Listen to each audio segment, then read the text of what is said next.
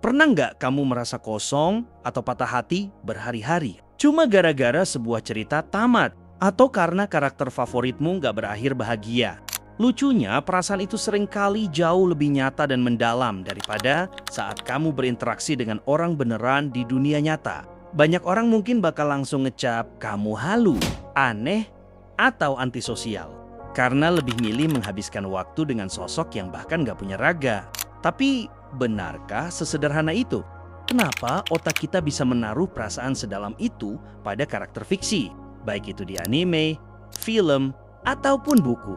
Sampai-sampai sosok nyata di sekitar kita terasa kalah menarik. Ternyata, mencintai karakter fiksi bukan cuma soal pelarian. Tapi ada kebutuhan emosional yang seringkali nggak bisa dipenuhi oleh manusia asli. Mari kita bedah cara berpikir orang seperti ini. Alasan pertama, yang paling mendasar, adalah karena karakter fiksi menawarkan sesuatu yang sangat langka di dunia nyata, yaitu ruang aman atau emotional safety. Secara psikologi, hubungan ini disebut dengan parasocial interaction. Ini adalah kondisi di mana kamu merasa punya ikatan batin yang sangat kuat dengan seseorang. Meskipun orang tersebut tidak mengenal kamu atau bahkan tidak benar-benar ada, kenapa ini terasa begitu nyaman? Karena hubungan antar manusia di dunia nyata itu berisik dan penuh risiko. Saat kamu mencoba mendekati orang asli, selalu ada kemungkinan kamu bakal ditolak, dikritik, atau tiba-tiba ditinggalkan tanpa alasan yang jelas, alias di-ghosting. Sehingga seringkali kita harus memakai topeng atau menjaga sikap supaya bisa diterima di lingkungan. Tapi dengan karakter fiksi, semua beban itu hilang. Kamu bisa mencintai mereka sedalam apapun tanpa perlu takut merasa nggak pantas atau nggak cukup buat mereka. Mereka nggak akan pernah menuntut kamu untuk berubah, nggak akan pernah membalas pesanmu dengan nada dingin, dan nggak akan pernah menghakimi kekuranganmu. Analoginya seperti kamu memiliki sebuah rumah yang pintunya selalu terbuka dan suasananya selalu hangat, nggak peduli seberapa berantakan kondisi kamu saat pulang. Hubungan satu arah ini memberikan otak kamu kendali penuh. Kamu bisa merasakan sensasi jatuh cinta yang murni tanpa harus menyiapkan mental untuk patah hati.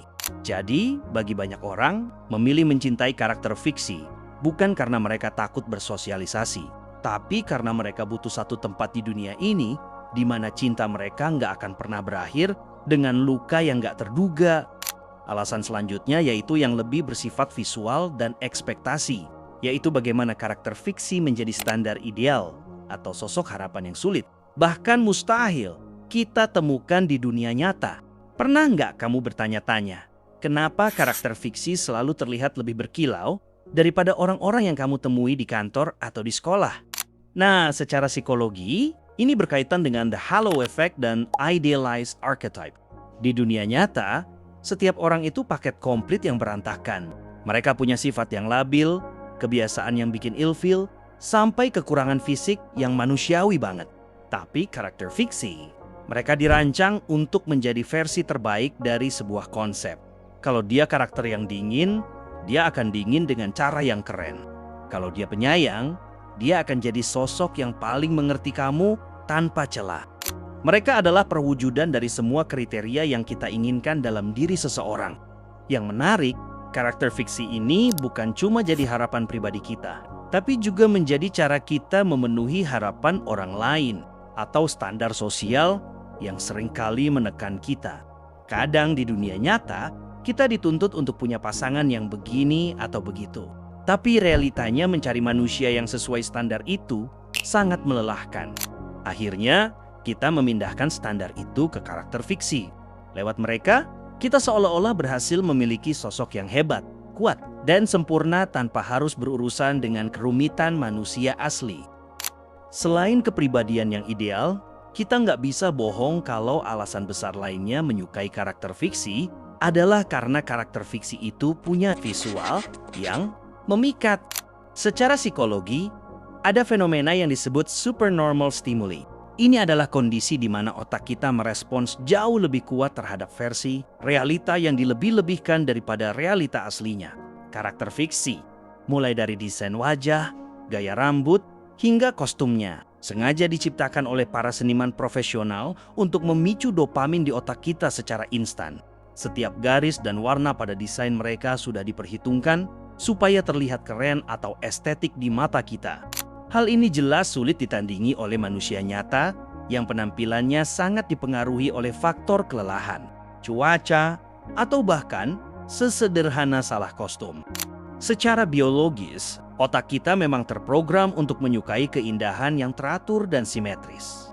Karakter fiksi seperti makanan manis bagi mata dan telinga kita. Mereka memberikan stimulasi sensorik yang begitu tinggi, sampai-sampai sosok nyata yang warnanya terasa biasa saja jadi sulit untuk bersaing mendapatkan perhatian kita. Bukan cuma soal visual, estetika ini juga mencakup suara. Penggunaan voice actor atau pengisi suara yang punya frekuensi suara merdu, berat, atau imut menambah lapisan daya tarik yang membuat karakter tersebut terasa makin hidup dan sempurna. Selain itu, alasan selanjutnya berkaitan dengan keinginan terdalam kita untuk merasa benar-benar dipahami. Ibarat nemuin kunci yang pas banget buat gembok perasaanmu yang selama ini terkunci rapat.